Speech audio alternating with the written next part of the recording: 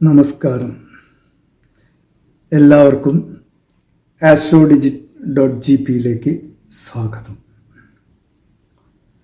ഇന്ന് നമുക്ക് 5 എന്നുള്ളൊരു സംഖ്യയെക്കുറിച്ച് സംസാരിക്കാം. അപ്പോൾ 5 എന്നുള്ളൊരു സംഖ്യ, അതിനോട് സാമ്യം പുലർത്തുന്ന മറ്റു സംഖ്യകൾ ഒന്ന് 14 മറ്റൊന്ന് 23. അപ്പോൾ എങ്ങനെയാണ് 5നോട് സാമ്യം 14 ഉണ്ടാകുന്നു എന്ന് വെച്ചാൽ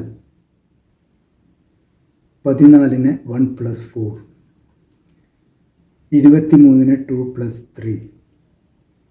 അപ്പോൾ 5ൻ്റെ ഏറെക്കുറെയൊക്കെ സ്വഭാവ സാമ്യതകൾ 14നും 23നും ഉണ്ടാകുന്നു.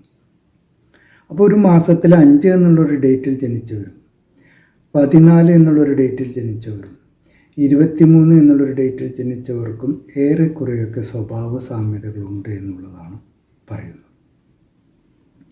പിന്നെ 5 എന്നുള്ളൊരു സംഖ്യ പ്രതിനിധാനം ചെയ്യുന്ന ഗ്രഹം ഏതെന്ന് ചോദിച്ചാൽ അത് ബുധനാണ്. ബുധൻ അറിവിൻ്റെ, വിദ്യയുടെ, വിജ്ഞാനത്തിൻ്റെയൊക്കെ ഗ്രഹമായിട്ടാണ് വിശേഷിപ്പിക്കുന്നത്. അപ്പോൾ 5 എന്നുള്ള ഡേറ്റിലും 14 എന്നുള്ള ഡേറ്റിലും 23 എന്ന ഡേറ്റിലുള്ളവരുടെ സ്വഭാവ രീതികൾ എന്തെന്ന് നോക്കാം. ഇവർ വിജ്ഞാനത്തിൻ്റെ ആവശ്യമുള്ളതാണെങ്കിലും ആവശ്യമില്ലാത്തതാണെങ്കിലും അതിനെക്കുറിച്ചൊക്കെ ശ്രദ്ധിക്കുന്നവരും മനസ്സിലാക്കുന്നവരുമാണ് എന്നുള്ളതാണ്. അത് അവർക്ക് ആവശ്യമുണ്ടോ എന്നുള്ളതല്ല, അവർ ആവശ്യമില്ലാത്തതാണെങ്കിൽ കൂടി അതിനെ ശ്രദ്ധിക്കുകയും മനസ്സിലാക്കുകയും ചെയ്യുന്നവരായിട്ടാണ് കാണുന്നത്. പിന്നെ വ്യത്യസ്ത മേഖലയിൽപ്പെട്ടവരുമായി വളരെ പെട്ടെന്ന് തന്നെ സൗഹൃദം സ്ഥാപിക്കാൻ കഴിയും എന്നുള്ളതാണ്. പിന്നെ പൊതുവെ ഇവർ ബലിതപ്രിയരാണെങ്കിലും ഇവരുടെ സമ്പർക്കം മറ്റുള്ളവർക്ക് വളരെ പ്രിയങ്കരമായി തീരാറുണ്ട് എന്നുള്ളത്. പിന്നെ ബഹുജന സമ്പർക്കം ഉള്ളവരാണ്. അതിനുവേണ്ട ആവശ്യമുള്ള നേതൃത്വജ്ഞത ഇവർക്ക് ജന്മന തന്നെ സിദ്ധിക്കുന്നു എന്നുള്ളതാണ്. നമ്മൾ 5 എന്നുള്ളൊരു ഗ്രഹത്തെ പറയാറുണ്ട്, വളരെ ഡിപ്ലോമാറ്റായ ഒരു നമ്പറായിട്ടാണ് 5 എന്നുള്ള സംഖ്യയെ പറയുന്നത്. ബുധൻ എന്നൊരു ഗ്രഹത്തെ ശ്രേണമായ ഒരു ഗ്രഹമായിട്ടും വിശേഷിപ്പിക്കാറുണ്ട്. പിന്നെ ഇവരുടെ ഒരു സ്വഭാവം പറയുന്നത്, ഇവർ ഒരു സ്ഥലത്ത് തന്നെ വളരെയധികം നാൾ ജോലി എടുക്കുന്നതായി കാണുന്നില്ല. കുറച്ച് നാൾ കഴിഞ്ഞാൽ മറ്റൊരു ജോലി തേടുന്നത്, മറ്റൊരു ജോലി സ്ഥലത്തേക്ക് പോകുന്നതായിട്ടാണ് കാണാറ്. പിന്നെ ഇവരിൽ പലർക്കും പൊതുവെയുള്ളൊരു ശീലം ബിസിനസ്സിനോട് വളരെ താല്പര്യമുള്ള കൂട്ടരാണ്. ബിസിനസ് ചെയ്യാനുള്ള താല്പര്യം ഇവർക്ക് ഉണ്ട് എന്നുള്ളതാണ് കാണുന്നത്.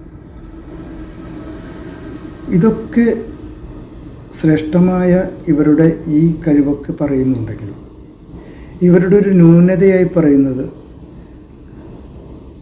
ഇവർ ആശങ്കയും അപകർഷതാ മനോഭാവവും കുറച്ച് ഉള്ളവരായിട്ടാണ് കാണുന്നത്. നമുക്ക് ഇൻട്രാക്ട് ചെയ്യുമ്പോൾ അത് മനസ്സിലാക്കാൻ പറ്റില്ല. പക്ഷേ ഇവരുള്ളിൽ എന്നും ആശങ്കയും ഒരു അപകർഷതാ മനോഭാവവും ഒരു കൂടപ്പിറപ്പായി ഇരിക്കുന്നു എന്നുള്ളതാണ്. അപ്പോൾ ബുധൻ എന്നുള്ളൊരു ഗ്രഹം നിങ്ങളുടെ ജാതകത്തിൽ കന്നി രാശിയിലാണ് കിടക്കുന്നതെങ്കിൽ അത് ഉച്ചമായൊരു സ്ഥലമാണ്. മീനം അതിന് നീചമായൊരു സ്ഥലമാണ്. അപ്പം നിങ്ങളുടെ ജാതകത്തിൽ ബുധൻ ദോഷസ്ഥാനത്താണ് നിൽക്കുന്നതെങ്കിൽ ബുധദോഷ ശാന്തിക്കായി മഹാവിഷ്ണുവിനെ ഭജിക്കുന്നത് വളരെ ഉത്തമമാണ്.